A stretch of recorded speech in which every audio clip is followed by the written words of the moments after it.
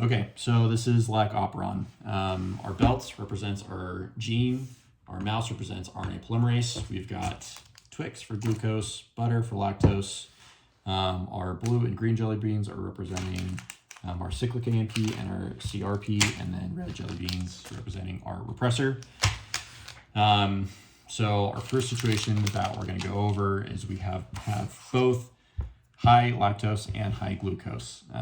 So because we have high glucose, we're going to have low cyclic AMP, so it's not going to bind to our CRP. Our CRP is going to go anywhere except our RNA polymerase, and it's not going to push our RNA polymerase along. Because we have high lactose, our repressor is going to have to pull off by our allolactose, which would open up the way for transcription. However, because there is no CRP to help the RNA polymerase along, there's going to be little to no gene expression. Our second situation is we're going to have high lactose but no glucose. So because we have low glucose, we're going to have high cyclic AMP. That's going to bind to our CRP. And that's going to bind to our RNA polymerase. And that's going to push our RNA polymerase along. Because we still have high lactose, our allolactose is going to have pulled off our repressor, and therefore we will see gene expression. Our third situation is going to be no lactose, high glucose. So because we have high glucose, we're going to have low cyclic AMP. That's not going to bind to our CRP. And again, our CRP is going to be anywhere except our RNA polymerase.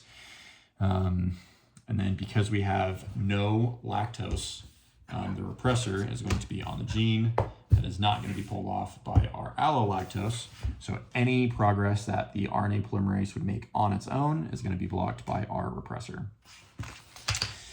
And then our last situation here is we have no lactose and no glucose. So because we have no glucose, we're going to have high cyclic AMP. That's going to bind to our CRP. That's going to bind to our RNA polymerase. That would normally result in gene expression. However, because we have low lactose, our repressor is going to be on our gene, and it is going to block any gene expression or transcription that would happen. There are a couple mutations that could happen. So we could have a mutation to the repressor where it can't bind, and the only time that the gene will still be expressed is if our CRP could bind, and then we'll see gene expression, in which case we'll have no glucose. We can also have a mutation where our repressor always binds, in which case we'll never see gene expression. And then we can also have a mutation to our CRP where that cannot bind, and again we will never see gene expression because there's going to be nothing to promote the RNA polymerase.